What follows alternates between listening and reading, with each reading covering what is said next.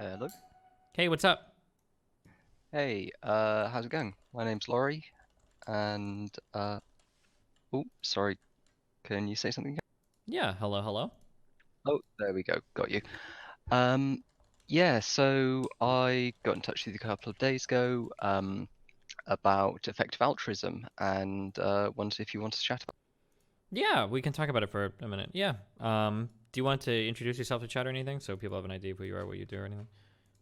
Cool, yeah, I'm a researcher at Oxford University. I'm currently on medical leave, from a doctorate, and my main area of research is neurological implants, the sort of ones that treat Parkinson's, things like that. And I've done a little bit of interdisciplinary ethics work, collaborating with some researchers, but I don't have any formal philosophy training.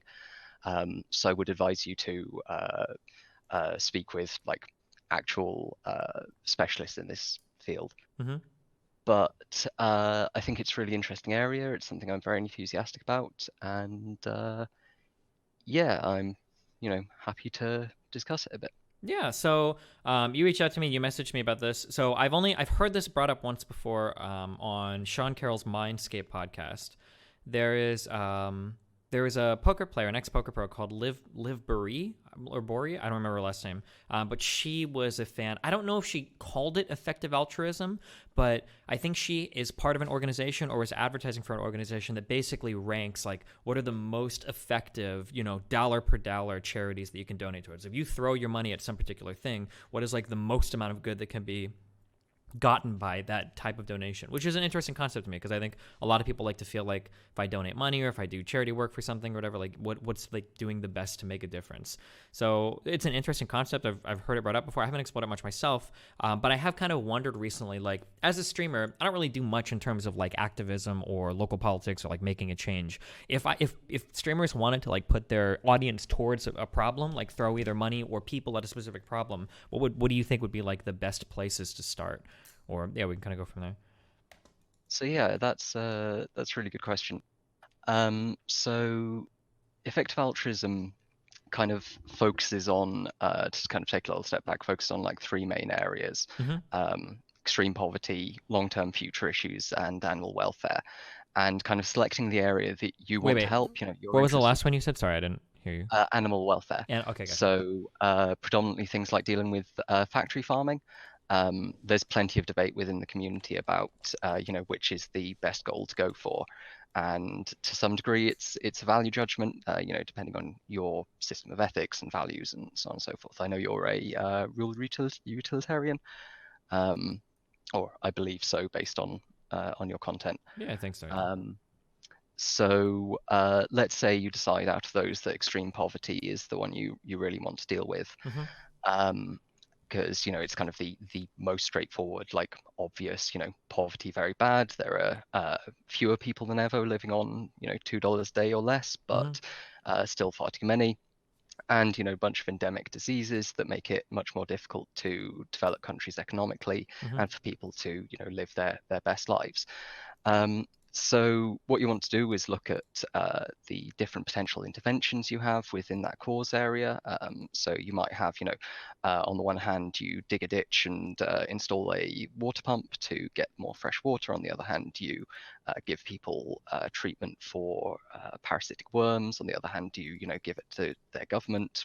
Whatever. There are so many options. Mm-hmm. Um, so you want to come up with a systematic way of identifying which of these options is likely to be the best, which areas within, by best, I mean, most effective, Yeah. how many dollars does it take to buy, one extra year of life for someone with neglected tropical disease or whatever. Mm-hmm. Um, and how tractable are these, and how neglected, and then kind of go from there. And fortunately, a lot of this work's already been done. I think you mentioned Liv Burry. She's founded Raising for Effective Giving, which is a group that works with various other effective altruism groups and kind of does a lot of the analysis. Um, but when it comes to deciding what you can do individually, That very much depends on your circumstances. And in your case, I would say that obviously donating money is a good thing. You make some money on Twitch, donating some of that is good. But your real position of power is that you've got how many people on at the moment? A little around 5,000. Yeah. 5,000 people. So, you've got 5,000 people on the average evening. Well, I don't know if it's an average one, but you've got a very big audience to speak to and to get the word out and to encourage them to look into some of these ideas and to personally donate, and to look into ways that they can use their careers to achieve the most good that they can.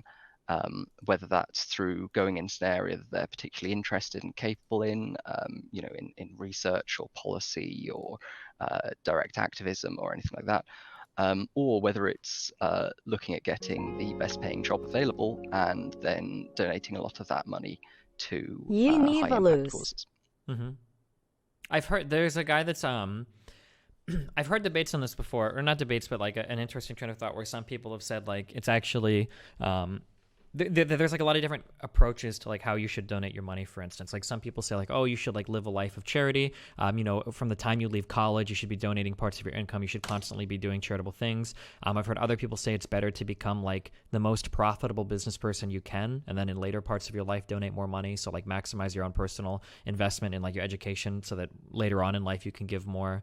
So it's kind of interesting. I have a friend, Dan, that we talk about this sometimes. And then you've seen some successful examples of this, like for instance, like Bill Gates is probably doing more with the Bill and Melinda Foundation, I think is what it's called.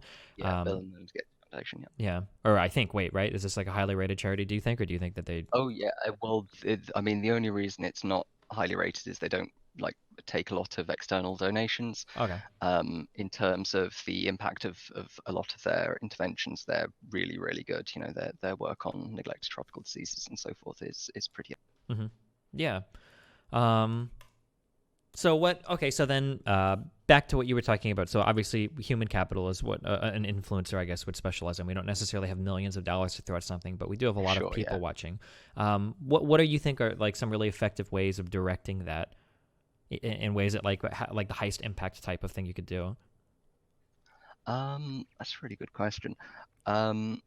So I think that in terms of what you can do personally, leading fundraising drives is always going to be good. You've got however many thousands of fans. If you can get each of them to chuck in a buck or two, Mm-hmm. The current cost to using the best available health interventions, the current cost to save a child's life is probably somewhere around $2,000. Obviously, that number is subject to a list of caveats and so forth, a mile long, but somewhere around that is the cost to save one person's life. And if you can get everyone donating $1, that's many lives saved. Even with just the people on now, everyone donates a buck, we've saved 2.5 lives. Just curious, when you say save a life, because like I imagine some people will be thinking like, okay, so are you talking about like saving a starving child in Africa from Ebola, and then like 2 years later he dies from starvation, or like what kind of life are we talking about? Earlier you mentioned a metric like how many years of life are added via some dollar contribution. What kind of lives are typically being saved with just $2,000? So with $2,000 donated to the Against Malaria Foundation, Mm-hmm. you can buy enough bed nets that the expected value of that purchase of bed nets that protects people from malaria is equivalent to a entire lifespan, a full healthy lifespan lived in a good state of health. So obviously we can't say I've had this X many bed nets, I've definitely saved one child, but we can say on average we've averted one person dying, and not someone who would have died tomorrow of something else. We've averted that death and they've got a full healthy life. Okay. And these would typically be people in sub-Saharan Africa. Mm-hmm. And I think a couple of other places where malaria is endemic, though I'm not sure of their current activities exactly. But yeah, we'd certainly be talking about, saving an entire life as opposed to just extending one a little bit. Gotcha. Okay, cool. Somebody in my chat actually, right as you started talking, they mentioned that like of all the top charities, it seems like donating to malaria-related causes are usually the best in terms of like saving lives. So theoretically, if you were to raise $100,000 on a stream and donate to that, you could like count on like you've basically like given like 50 full lifespans, I guess, as a result of said donations. About. Yeah, that would be the expected value. Now, of course, there are different causes Uh huh. and how we weight things. For example, there are a bunch of neglected tropical diseases, schistosomes, and various other nasty parasites that can cause blindness. That if you treat them, it's very, very cheap to treat. The drugs are like 20 cents a dose or something. Um, if you treat that, then it's not saving many lives at all, but it does mean people can, get education and build the economy better and so on and so forth. So, and obviously the knock-on effects can be extremely difficult to measure, Yeah. but if you want to go for, there's certainly an argument to be made for, going for just saving lives because it's something easy and understandable and people can get engaged with that. But yeah, if you did want to just go for, save as many lives as possible, Mm-hmm. have a charity stream, donate to the AMF, and maybe try to get some other streamers involved. You could say get some of the alt-right types in by saying, keep people in other countries by making their countries better. You get the socialist types in by saying, help the workers of the world, cast off the shackles of oppression from disease. Um, if you could kind of get a big group of streamers, maybe do excuse me, big political debate or something. I haven't really given this much direct thought, but yeah, I'm sure you could do something like that and probably save at least dozens of lives, Mm-hmm. which would be something to be pretty proud of, I think. What so we don't have to go into the negative too much. You don't want. I'm just curious. What are some of the like worst charities to donate to? Like I hear some people are critical of certain like breast cancer foundation charities that like only 6% of the dollars or whatever go towards actually leaving anything. Is there stuff that's historically like pretty bad to throw your money at if you were just looking to make charitable donations for something? So I'd say the first thing to say is that measuring charities based just on overheads Mm-hmm. is a really bad way to do it. It's a way that, say, Charity Navigator, one of the more prominent like charity rating sites, relies on. And you could have a charity that pretty much just has overhead because it's doing political campaign work. All of its stuff is spent on people who staff phones and call people up and write press releases or whatever. But if it's doing a lot of good, then it's hugely effective charity. I would generally say that anything involved with treating diseases in the West that are already uh, well supplied with funding is generally not a great way to go about it.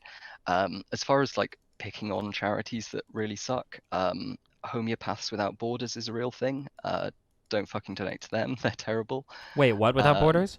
Homeopaths, Oh, okay. as in like alternative bullshit medicine that isn't Okay, even gotcha. like, That wasn't like an yeah, insulting yeah. name for like Doctors Without Borders. You're not saying No, that. no, Okay, okay, no. gotcha. Okay, Yes. sorry, I got confused for a second. I didn't know if you were trying to imply that like they did like joke work or whatever. Okay, gotcha. Okay. No, no, no. Dogs Without Borders is an excellent charity. Mm-hmm. They're not like right up there in terms of effectiveness, Mm-hmm. but they're still, very good. Mm-hmm. Do a lot of life-saving work. Nothing against Medicine Sans Frontières whatsoever. No. Um, no, Homeopaths Without Borders is a good example of one that I would definitely avoid Probably not. donating to. Yeah. Most alternative medicine, I'd probably feel pretty similarly about. So yeah. Yeah, yeah. Here's But yes, y- sorry. so you said that or sorry, here you can finish real quick because my question is gonna be like a total 90-degree split. Oh no, I was just going to go and sort of ramble about some more charities that are crap. But I guess as a general rule, um, look at who it's helping. So if it's helping a cause that's neglected, there's a good chance it'll be good. Mm-hmm. If it's helping a cause that's tractable, i.e. easy to deal with, there's a good chance it'll be good. And if it's got evidence backing it up, there's a good chance it'll be good. And if you've got all three, that's very compelling. So look for those kind of things. Or even better, go to a site like givewell.com, Mm-hmm. which has a bunch of this work already done for you. You know, they've just got a list of here are some really good charities. Yeah, that was linked in chat earlier. The GiveWell. That's where the malaria ones both came up Excellent. top. Yeah, and then Helen Keller Yeah, glad to see International. it. Yeah. Okay. Cool. Um, you mentioned three things earlier in terms of the types of charities that you would give towards. Um, I don't remember all three. The first one I think was like years of life added or something. I don't remember the second one was, and the third one was like animal welfare. What was the second one? Oh yeah, so the three were extreme poverty, Oh, okay. future, and animal welfare. Oh, okay, okay. It's extreme poverty. Yeah, looking into the future, and then animal welfare. How do Yeah. you balance out, or what do you say to some people that would be critical of like people donating towards animal charity related causes when there are still like people that are suffering on the planet? Do you think that's a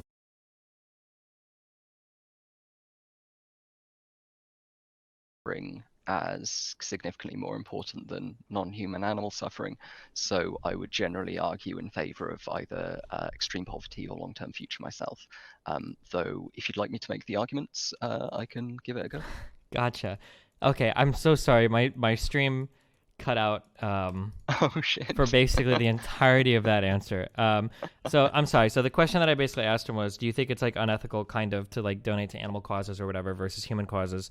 And then the short and sweet of the answer was, for you personally, you think that the experience that humans have is unique enough, like the conscious experience a human has is unique enough such that we should probably value human suffering over animal suffering. So we should fix those problems maybe before moving on to animal suffering. Yeah, that's a fair summation. Sure. Okay, gotcha.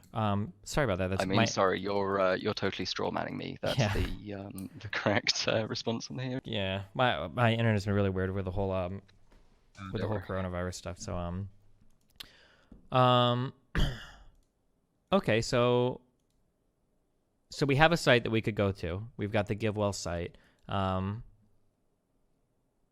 do you think that there are any like broader issues?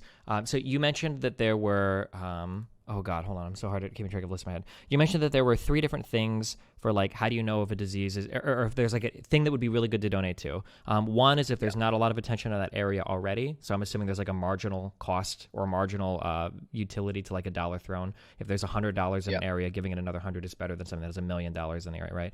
If the problem is Exactly. tractable, which means like there's a solution for it, right? Like there's something we can. Well, that was kind of the so I guess you're mixing up the sort of impact and tractability a little bit. Uh, So impact is in terms of um, yeah, how far will a dollar go? mhm. Um, sort of marginal effect, and yeah, tractability is how how much effort it takes to achieve anything good. So they're related but somewhat distinct. Yeah. And then the third one, oh, Yep. Oh, and then what was the third one? Sorry, go ahead. and then the third one is neglectedness. So how much attention is being given to the problem already. So you know something like let's say heart disease, you know, massive killer, very big problem, but there's already huge amounts of research going into it Mm-hmm. and resources. So obviously each one of these is kind of connected. They reflect off each other, but impact, tractability, and neglectedness are the kind of three main things that people in effective altruism think about when trying to assess the quality of a charity. Do you think that there is like a killer problem that fits all three of these criteria that we haven't started looking at yet on the planet? So that would be kind of cause X. Cause X in EA is the kind of idea of this knockout cause that everyone can agree is, you know, the big thing that we need to focus on. Mm-hmm. Um, Personally, I think the closest thing to cause X is probably existential and global catastrophic risk. So this is part of the long-term future side of things, and it's the risk of a catastrophe occurring that either substantially sets back the development of our species or completely wipes us out. So by these standards, like coronavirus is way on the minor end of the scale. Coronavirus, well, depending on how it turns out, but it's certainly not an existential risk, and it's on the low end of global catastrophic risks. And yet it's been very much under prepared for. It's hugely impactful, clearly. They're actually relatively tractable, as demonstrated by South Korea and Taiwan in particular. And they are evidently quite neglected because nowhere near enough preparation was done for this. If you scale this up with a disease that has, say, similar lethality to compared to the threat that they pose. Gotcha. So you're basically looking at things that are highly unlikely to occur, but have a dramatically massive downside, which makes them kind of hard for people to even want to care about or let alone prepare for. But if they were to occur, even though there's a low chance of them occurring, the damage would be so catastrophic that it's probably worth thinking about, right? Precisely, yeah. Okay. Yeah, so I'd say sort of aside from that, the extreme poverty is obviously much easier to kind of focus on and articulate the very clear and present reasons why we need to be dealing with it. And there tend to be more like obvious solutions, whereas the long-term future stuff, it's often the case that we just don't know how to deal with these problems, which is why I say more research, more study, and more funding would be very nice. Sure. Okay. I mean, I can't really think of any more questions. Do you have anything else you want to bring up or anything else you want to chat about related to this? Or?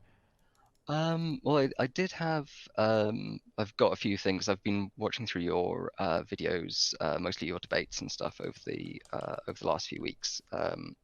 And I have got a few questions, but the one I'm most interested in is asking sort of, what's your current view on democracy? And you've said you'd like to scale back certain aspects of it. So what aspects are you interested in kind of reining in on? What, like, voting procedures and so forth, do you think should be toned down?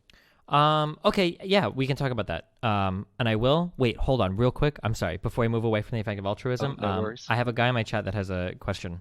It's an interesting question. Oh, sure, yeah. Okay, ready?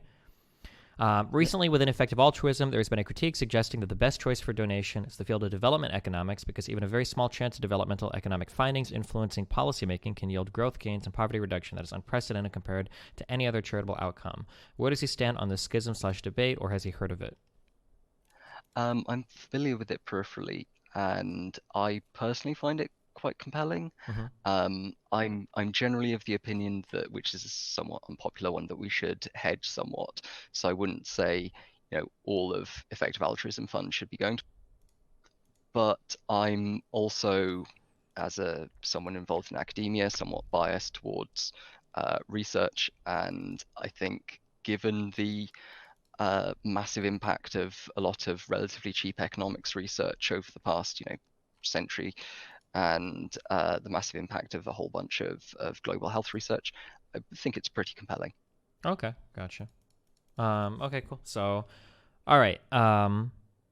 Okay, so shifting gears then away from effective altruism. You asked about the democracy thing. Oh, my big worry or concern, I guess, with democracy right now is it feels like a lot of the problems that we have in society are so incredibly complicated that the solutions aren't well grasped by the average voter. So it seems like it's really hard to expect them to vote reasonably on them. Yeah, I certainly buy the problem, but in terms of policy, kind of what's the step to deal? Wait, your mic cut out on the last thing. What's the step to deal with? Oh, sorry. What's the step to deal with that? What's the policy proposal? Oh, what's the prescription? This is just like a critique with no.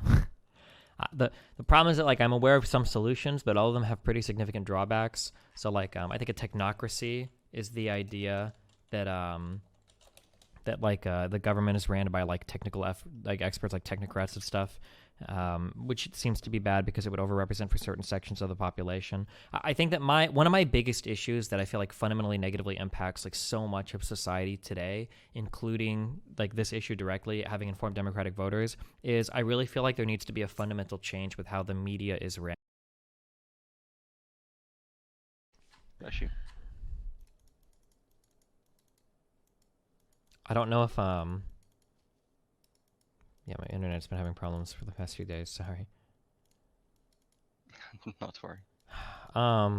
Fuck. What did I cut out at?